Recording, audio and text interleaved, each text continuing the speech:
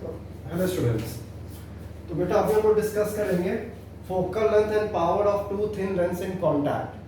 ठीक है कि अगर हमारे दो बाई कॉन्वेक्स लेंसेज, ठीक है, अगर हमारे आपस में कांटेक्ट में होंगे अगर, तो फिर उस केस में हमारा जो फोकल लेंथ आएगा, कंबाइंड फोकल लेंथ आएगा, वो हमारा कितना आएगा, हमें अभी वो कैलकुलेट करना है। तो सबसे पहले हमने क्या काम किया,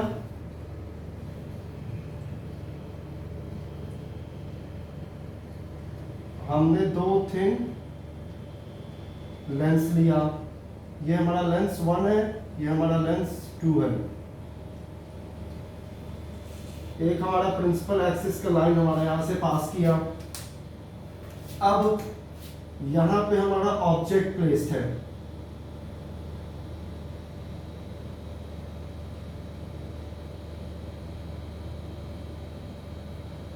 ऑब्जेक्ट से हमारा रे ऑफ लाइट आया लेंस के पास। उसके बाद वो क्या किया, वो रिफ्रैक्शन के प्रोसेस में आया, मतलब उसने रिफ्रैक्ट किया। तो रिफ्रैक्ट करने के बाद पहले लेंस की वजह से जो हमारा इमेज बनना चाहिए था, वो हमारा इमेज कहाँ बनना चाहिए था, इमेज आई डैश पे। दैट मीन्स पहले लेंस की वजह से, लेंस L1 की वजह से जो हमारा इमेज बनेगा वो हमारा आई डैश बनेगा। उसके बाद लेंस L2 आता है हमारा, तो लेंस L2 की वजह से जो हमारा इमेज बन रहा है वो हमारा एट पोजीशन I बन रहा है। दैट मीन्स जो हमारा फाइनल इमेज इन दोनों कॉम्बिनेशन ऑफ लेंसेज से बन रहा है वो हमारा कहाँ पे बन रहा है, तो वो हमारा इमेज I पे बन रहा है। ये जो हमारा डिस्टेंस है ये हमारा U है, ये डिस्टेंस हमारा V डैश है, और ये डिस्टेंस हमारा हमने ले लिया है V। ठीक है, अब हम लोग क्या काम करेंगे कि for lens L1 1/f is equal to 1/v minus 1/u, ये हमारा लेंस फॉर्मूले है।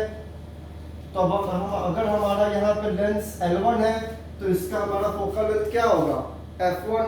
अगर लेंस f2 है तो उसका हमारा फोकल लेंथ क्या होगा, f2 होगा। तो इसी तरीके से मैंने सपोज करो इसका फोकल लेंथ हमारा f1 है और इसका फोकल लेंथ हमारा कहीं यहाँ पे मान लो f2 है, यहाँ कहीं मान लो f2। ठीक है, तो अभी हम लेंस L1 के लिए बात कर रहे हैं, मतलब लेंस 1 की हम बात कर रहे हैं। तो 1/f1 is equal to 1/v minus 1/u। अब हम सिर्फ वैल्यूज को सब्स्टिट्यूट करेंगे, तो 1/f1 is equal to 1/v। That means जो पहला इमेज बन रहा है वो इमेज आई डैश बन रहा है, मतलब 1/v डैश माइनस 1/u आएगा हमारा। इसको हमने ले लिया इक्वेशन नंबर 1। उसके बाद फॉर लेंस L2, तो लेंस L2 के लिए I dash will act as object, मतलब कि जो हमारा I डैश है ये हमारा ऑब्जेक्ट की तरह काम करेगा, तब हमारा जाकर के इमेज हमारा कहाँ पे बन रहा है, इमेज हमारा I पे बन रहा है। फिर से हम लेंस फॉर्मूला अप्लाई करेंगे, तो 1/f is equal to 1/v minus 1/u। तो यहाँ क्या हो जाएगा, 1/f2 इज इक्वल टू, अब यहाँ पे फाइनल इमेज हमारा V पे बन रहा है, दैट मींस I पे बन रहा है, तो 1/v माइनस 1/u। तो ऑब्जेक्ट डिस्टेंस अब हमारा क्या हो जाएगा, V डैश। इसको हमने मान लिया equation number 2। Add equation 1 and 2, तो हमारा क्या आएगा, 1/f1 plus 1/f2 is equal to 1/v dash minus 1/u plus 1/v minus 1/v dash.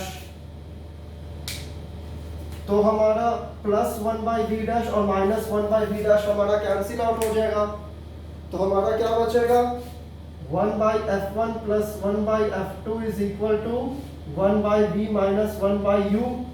और हमें पता है 1/v माइनस 1/u हमारा किसके इक्वल होता है, 1/f के इक्वल होता है। तो हम क्या लिखेंगे, 1/f1 plus 1/f2 is equal to 1/f। तो जब हमारा ये 1/f आ गया तो दैट मीन्स जब हमारे दो लेंसेज आपस में कांटेक्ट में होंगे और उस केस में अगर हमें कंबाइंड फोकल लेंथ निकालना होगा तो हम फॉर्मूला क्या यूज करेंगे, that 1/f is equal to 1/f1 plus 1/f2। और अगर हमें इसका पावर कैलकुलेट करना होगा तो power p is equal to p1 plus p2 आपका डायरेक्टली हो जाएगा, बिकॉज 1/f का p, 1/f1 का p1, 1/f2 का p2। बस याद ये रखना है कि जो आप फोकल लेंथ होना चाहिए, फोकल लेंथ आपका मीटर्स में होना चाहिए जब आप उसका पावर कैलकुलेट कर रहे हैं तो ठीक है। तो ये था हमारा कि अगर हमारे दो थिन लेंसेज या दो बाई कॉन्वेक्स लेंसेज अगर हमारे आपस में एक दूसरे के साथ कांटेक्ट में होंगे तो उस केस में हम कंबाइंड फोकल लेंथ किस तरीके से कैलकुलेट करेंगे। अब अगर सपोज कीजिए कि ये जो हमारे दोनों लेंसेज हैं ये हमारे कुछ डिस्टेंस पे रखे हुए हैं, दैट मीन्स लेंस L1 और लेंस L2 हमारा किसी एक डिस्टेंस d पे रखा हुआ है, हम अब ये सपोज कर लेते हैं, ठीक है।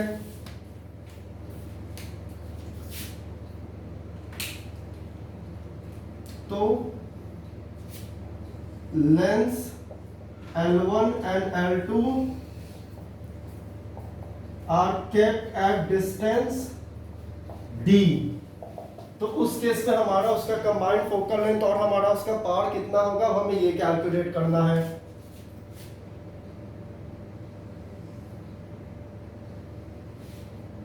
हमने एक लेंस लिया L1,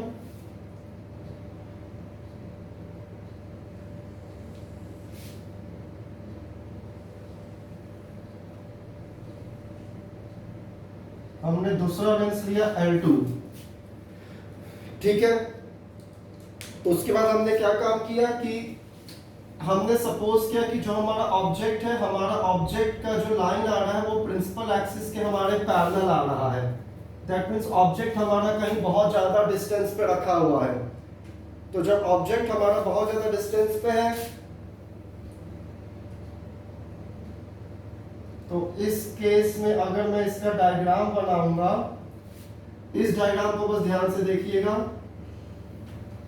तो यहां कहीं हमारा ऑब्जेक्ट है, हमारा रे ऑफ लाइट आया, रे ऑफ लाइट आने के बाद हमारा यहां से रे ऑफ लाइट रिफ्रैक्ट करेगा।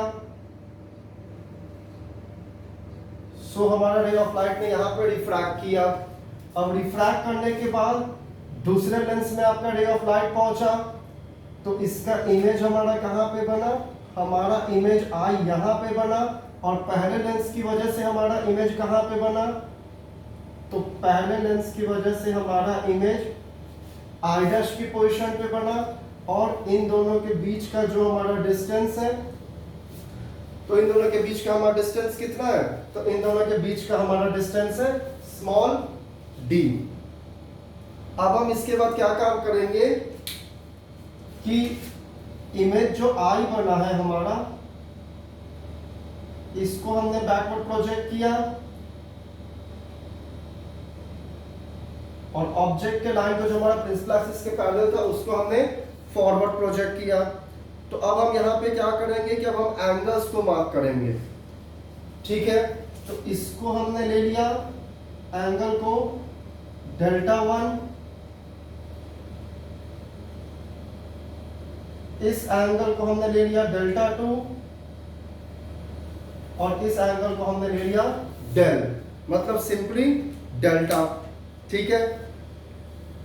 Δ1 अगर हमने यहां पे लिया हुआ है तो डेल ऑफ 2 आप इसको मत लो, क्योंकि डेल ऑफ 1 ऑलरेडी हमने इसको लिया है। तो इमेज आई डैश जो हमारा वर्चुअल इमेज बन रहा है वो वर्चुअल इमेज के लिए ऑलरेडी हमने Δ1 लेकर के रखा हुआ है। तो फिर डेल ऑफ 2 तो हमें उसके लिए लेना चाहिए जिसका कि हमारा इमेज का फॉर्मेशन हमारा अभी तक नहीं हुआ है। तो हम उसको क्या करेंगे, हम जो फाइनल इमेज जो हमारा बन रहा है उसको हम ले लेंगे डेल ऑफ 2। और रे जब भी हमारा पैरेलल जाएगा तो हमारा इमेज कहाँ पे बनेगा, सो हमारा इमेज बनेगा फोकस पे। तो हमने इसको फोकस मार्क कर दिया। अब हम लोग को क्या क्या कैलकुलेट करना है, तो हम लोग को del 1 del 2 और del की वैल्यू को कैलकुलेट अगर हम कर लेंगे तो दैट मीन्स हम उस फॉर्मूले उसका वैल्यूज को यूज करके फिर हम कंबाइंड फोकल लेंथ निकाल सकते हैं। तो अब हम सबसे पहले del 1 del 2 और डेल्टा की वैल्यू को फाइंड आउट करते हैं। सो सबसे पहले हम del 1 को लेंगे, तो del 1 approximately equal to tan delta 1 हमने लिया, और अच्छे तरीके समझने के लिए मैंने इसको क्या लिख दिया, tan डेल्टा 1, ठीक है। इसका हमने हाइट दे दिया h1, इसका हमने हाइट दे दिया h2। तो tan डेल्टा 1 को अगर अब मैं कैलकुलेट करना चाहूंगा तो tan डेल्टा 1 की वैल्यू को अगर मैं देखूंगा तो परपेंडिकुलर अपॉन बेस होता है। सो परपेंडिकुलर अपॉन बेस अगर मैं यहाँ पे करना चाहूंगा तो हमारा tan डेल्टा 1 की वैल्यू हमारे कितनी आएगी, तो हाइट अगर जब मैंने इसको h1 दिया है तो दैट मींस जो हमारा फाइनल इमेज, जो हमारा ये जो छोटा सा हाइट आपका h2 यहाँ पे बन रहा है, एक आप हाइट यहाँ पे देख रहे हो h1 और एक आप यहाँ पे दूसरा हाइट देख रहे हो h2। तो दैट मींस अब अगर मैं कंपैरिजन करूंगा tan del 1 का, तो दैट मींस del 1 के लिए जो हमारा वैल्यू जा रहा है, और आप हाइट को क्लियरली मार्क कर लो, आप इधर ही आप h1 को मार्क कर लो, आपको इजी रहेगा समझने में। तो h1 upon f1, since delta 1 is very very small, तो tan del 1 is approximately equal to del 1।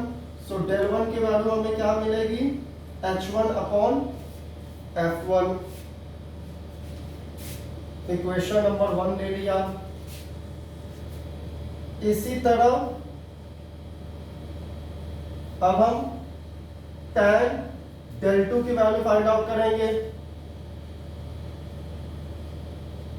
So tan delta 2 की जब मैं वैल्यू को हम निकालने अगर जाऊंगा, सो tan डेल्टा 2 को अगर मैं देखूं तो अब अगर इस केस में अगर मैं परपेंडिकुलर और बेस को देखूं, सो परपेंडिकुलर और बेस को अगर मैं यहाँ पे अगर निकालना अभी यहाँ पे चाहूंगा अगर कि हमारा परपेंडिकुलर एंगल हमारा कितना आ रहा है या हमारा बेस का एंगल कितना जा रहा है, तो अगर हमने ये हमारा डेल है तो ये भी हमारा डेल आएगा, मतलब del 2 आएगा। और अगर ये छोटा एंगल हमारा अगर del 2 आएगा तो इसके सामने हमारा परपेंडिकुलर क्या हो जाएगा, h2। तो h2 अपॉन f2, फिर तो हमारे डेल्टा 2 की वैल्यू क्या हो जाएगी, h2 अपॉन f2। तो डेल्टा 1 और डेल्टा 2 की वैल्यू जो आपने कैलकुलेट किया है वो तो आपको कैलकुलेट करना इजी था। अब हमको देखना है डेल्टा की वैल्यू कि अब हमारी डेल्टा की वैल्यू कितनी आएगी, ठीक है। del 1 की तो वैल्यू को हमने देख लिया, लेकिन अब हमको tan डेल्टा की वैल्यू देखनी है कि tan डेल्टा की वैल्यू अब हमारी कितनी आएगी। सो tan डेल्टा की वैल्यू अगर अब मैं कैलकुलेट करना चाहूंगा, सो tan डेल्टा जो है हमारा, अगर आप देखोगे तो tan डेल्टा हमारा एंगल किसके किसके बीच में बन रहा है, तो जो आपका रे ऑब्जेक्ट के जो आपका पैरेलल लाइन आया है वो मतलब ऑब्जेक्ट का जो आपका पैरेलल लाइन आया है प्रिंसिपल एक्सिस के, उसके और जब आपने फाइनल इमेज के रे को जब आपने बैकवर्ड सबटेंड किया है तो उसके बीच में आपका एंगल डेल बन रहा है। तो अब अगर मैं tan डेल को लिखना चाहूंगा तो tan ऑफ डेल को अब मैं किस तरीके से लिख सकता हूं, so tan of del is equal to, ये हमारा h1 था तो h1 अपॉन f। अब मैंने h1 अपॉन f क्यों किया है, बिकॉज हमारा फाइनल इमेज कहां पे बना है, फाइनल इमेज हमारा फोकस पे बना है। तो सिमिलरली हमारे पास डेल्टा की वैल्यू हमारे पास कितनी आ जाएगी, सो डेल्टा की वैल्यू हमारे पास h1 अपॉन f होगा। एक बार मैं इसका स्क्रीनशॉट ले लूं। सो दैट मीन्स अभी हमारे पास del 1 del 2 और डेल्टा की वैल्यू अभी हमें यहाँ पे मिल गई है, ठीक है। अब हम लोग क्या काम करेंगे कि अब हम इसको सॉल्व करेंगे फर्दर कि आखिरकार हमें ये एच एफ के टर्म में हमें कोई वैल्यू मिल जाए।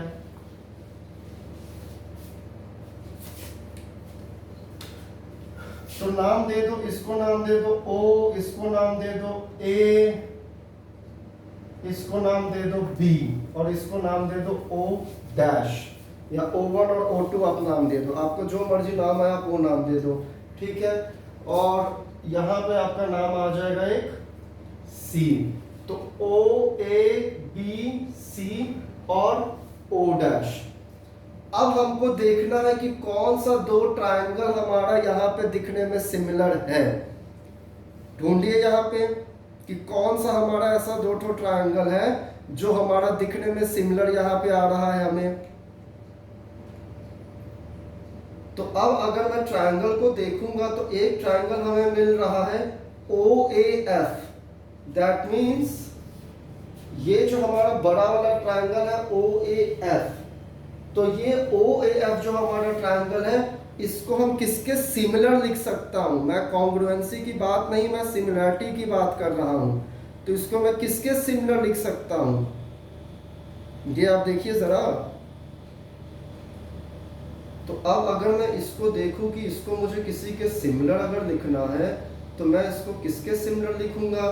तो मैं क्या काम करता हूं, जब आपने मिरर फॉर्मूला का डेरिवेशन किया था तो वहां पे क्या किया था कि एक बार, या लेंस फॉर्मूला का भी जब आपने डेरिवेशन किया था तो हमने लिया triangle OAF similar to triangle BO'F, that means हमने एक बार ये OAF लिया और दूसरी बार हमने OB और F लिया, और हमने इन दो ट्रायंगल को हमने सिमिलरिटी की प्रॉपर्टी से हमने सिमिलर दिखाया। तो अब अगर मैं इसको सॉल्व करूंगा तो AO मतलब AO अपॉन OF, OF इसको मैं किसके इक्वल लिख सकता हूं। तो अगर मैं इसको लिखना चाहूं तो मैं इसको किसके इक्वल लिखूंगा, BO dash upon O dash F, मतलब BO dash upon O dash F। मैंने इसको इसके इक्वल लिख दिया। अब हमको क्या करना है कि अब हमको इसकी वैल्यू को फाइंड आउट करनी है। सो AO जो हमारा है H1 अपॉन D। अब अगर मैं इसको सिर्फ OF को अगर मैं D के टर्म में लिखूंगा तो फिर D तो हमारा यहां से लेकर के यहां तक है, तो ये डिस्टेंस को मैं D प्लस F लिख सकता हूं। तो हाँ, ये डिस्टेंस हमारा D प्लस F के इक्वल आ सकता है। तो इसको मैं और किस तरीके से लिख सकता हूं, H1 अपॉन F1, क्योंकि हमारा फाइनल इमेज कहां पे बना है, तो हमारा फाइनल इमेज F1 पे बना है। तो इसकी वैल्यू तो हमें मिल गई। अब हमें BO डैश और O डैश F की वैल्यू हमें निकालनी है। तो इसको मैं कैसे लिख सकता हूं, सो OB डैश हम कैसे लिख सकते हैं, H2, और उसके बाद हमें OF लिखना है। तो AOF को मैं कैसे लिखूंगा, F1 माइनस D, मतलब यहां से यहां तक F1, उसमें से अगर मैं D को हटा दूंगा तो हमारा इतना वैल्यू बचेगा। आप इसको लेबल कर लो अपने सूटेबल के लिए कि ये हमारा F1 है। तो यहाँ पे हमें इसकी वैल्यूज मिल गई है। तो अब मैं इनकी वैल्यूज को क्या काम करूंगा, यहाँ पे सब्स्टिट्यूट करूंगा वैल्यूज को। तो हमारा क्या होगा, H1 upon F1 is equal to H2 upon F1 minus D।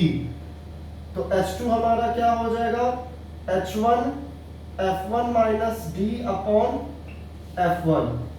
ये हमारे पास हमें अभी H2 की वैल्यू हमने यहाँ पे अभी कैलकुलेट कर ली है। अब हमको कुछ काम नहीं करना है,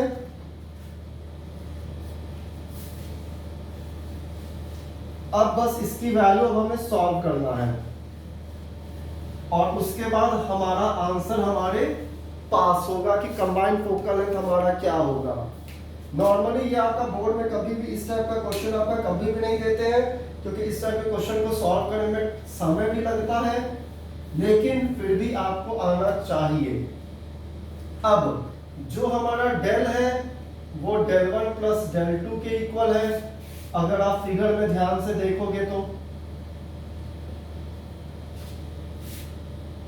डेल हमारा किसके इक्वल आया था, तो H1 upon F1 is equal to del 1 हमारा किसके इक्वल आया था, तो h1 अपॉन f, ये h1 अपॉन f की इक्वल था h1 upon f1 plus h2 upon f2 की इक्वल है हमारा।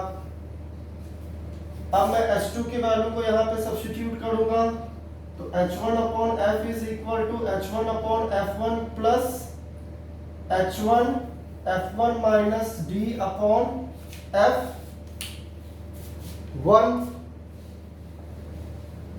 अब h1 हमारा तीनों में सेम है, तो h1 को मैं कॉमन लेकर के हटा दिया, तो हमारा बचा 1/f is equal to 1/f1 plus f1 minus d upon f1। Terms को मैंने यहाँ पे सेपरेट किया, तो 1/f is equal to 1/f1 plus f1 by f2 भी था ना, तो यहाँ साथ में f2 भी आएगा, तो f1 by f1 f2 minus d by f1 f2।